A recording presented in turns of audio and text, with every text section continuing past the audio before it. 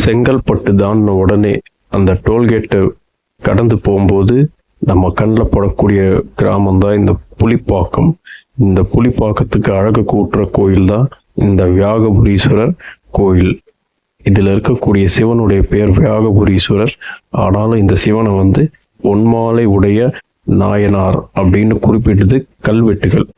அது மட்டும் இல்லாமல் இது ஒரு ஹிடன் ஜெம் இன் செங்கல்பட்டு அப்படின்னு சொல்லலாம்.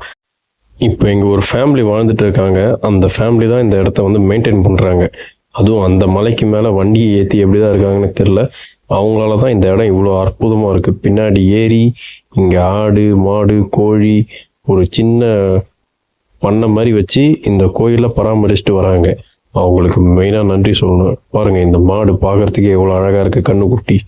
இது மாதிரி இயற்கை எழுசூழ 4 பக்கமும் காற்று, அது ஒரு நல்ல நறுமணம், இதெல்லாம் வச்சு தான் இந்த கோயில். இந்த அழகை ரசிச்சுக்கிட்டே அப்படியே உள்ளே போனோம்னா கோயில் அடைஞ்சிடலாம். ஃபஸ்ட்டு ஒரு அம்மனுடைய பேர் மாங்கல்யம் காத்த நாராயணி அம்மா.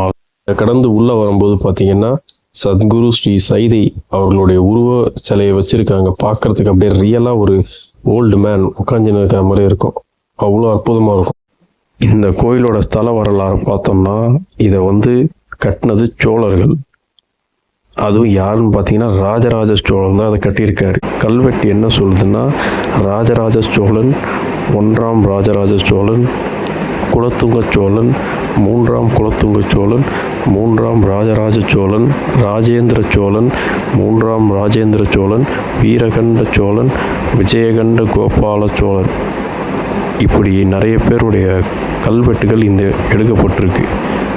இதில் சிறப்பு அம்சம் என்னன்னு பார்த்தீங்கன்னா, வியாகபதா புலிக்கல் முனிவர் அப்படின்றவர் தான் இந்த சிவனை இங்கே வச்சதாகவும், இந்த சிவனுக்கு வியாகபுரீஸ்வரர் பேர் வச்சதாகவும், அதன் காரணமாக தான் இதுக்கு புலிப்பாக்கம் அப்படின்ற பேர் வந்திருக்கு.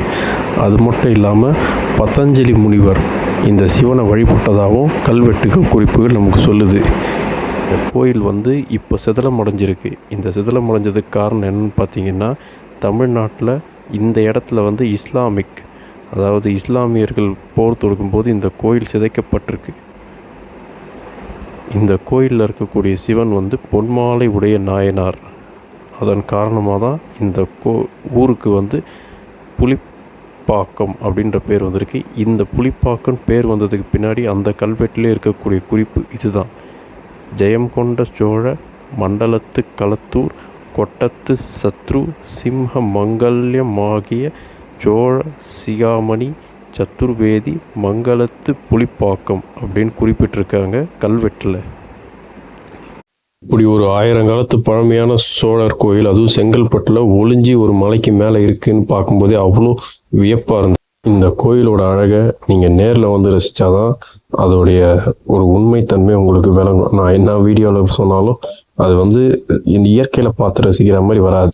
செதஞ்சு போன இந்த மாதிரி சிவன் கோயிலை மீட்டெடுத்து சிவபக்தர்கள் நிறைய பேர் இந்த மாதிரி சிவ ஆலய பணிகளை செஞ்சு புண்ணியம் பெறணும் அப்படின்றது தான் என்னுடைய ஆசையும் கூட. இந்த இடம் முகலாயர்களுடைய படையெடுப்புக்கு அப்புறமா மீண்டி எடுத்து வந்த ஒரு இடம்.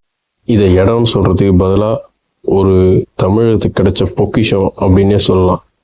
அவ்வளோ ஒரு அற்புதமான இடம் இந்த வியாகபுரீஸ்வரர் கோயில். ஒரு வீக்கெண்டில் ஒரு மைண்ட் ரிலாக்ஸ் வேணுன்றவங்களுக்கு ஏற்ற ஒரு அற்புதமான ஸ்பாட். ஆனால் இந்த இடத்துல நீங்கள் 2 வழியில் வரலாம். முதல் வழி நடைபாதை வழி ஒன்று இருக்குது. ஆனால் எது வரணும்னு நினச்சாலும் நீங்கள் அந்த மலை ஏறி தான் வர முடியும். அந்த மலை ஏறது அவ்வளோ ஈஸி கிடையாது. வண்டி எடுத்துக்கின்னு நம்ம அந்த மலைக்கு மேலே பார்த்திங்கன்னா ரொம்ப வழுக்கலாக இருக்கும், செங்குத்தாக இருக்கும். அதில் வண்டி ஏற்றி குறிப்பாக இந்த ஃப்ரண்ட் பிரேக் போட்டோம்னா அப்படியே வழுக்கி விட்டுதுன்னா ஸ்ட்ரெயிட்டாக கீழே, அதுவும் எப்படி விழுவோன்னு தெரியாது. ஸோ வண்டியில் போகிறவங்க கொஞ்சம் நிதானமாக பார்த்து போகிறது நல்லது. படிக்கட்டில் போகணுன்னு நினைக்கிறவங்க வண்டியை கீழே நிறுத்திட்டு மேலே நடந்தே போயிடலாம். மொத்தத்தில் இந்த கோயில் தமிழ்நாட்டுக்கு கிடைச்ச ஒரு அற்புதமான கோயில். அதுவும் ராஜராஜ சோழன் கட்டின ஒரு அற்புதமான கோயில். 1000 வருஷத்துக்கு மேலே பழமையான கோயில். பிடிச்சிருந்தால் லைக் பண்ணுங்கள், ஷேர் பண்ணுங்கள்.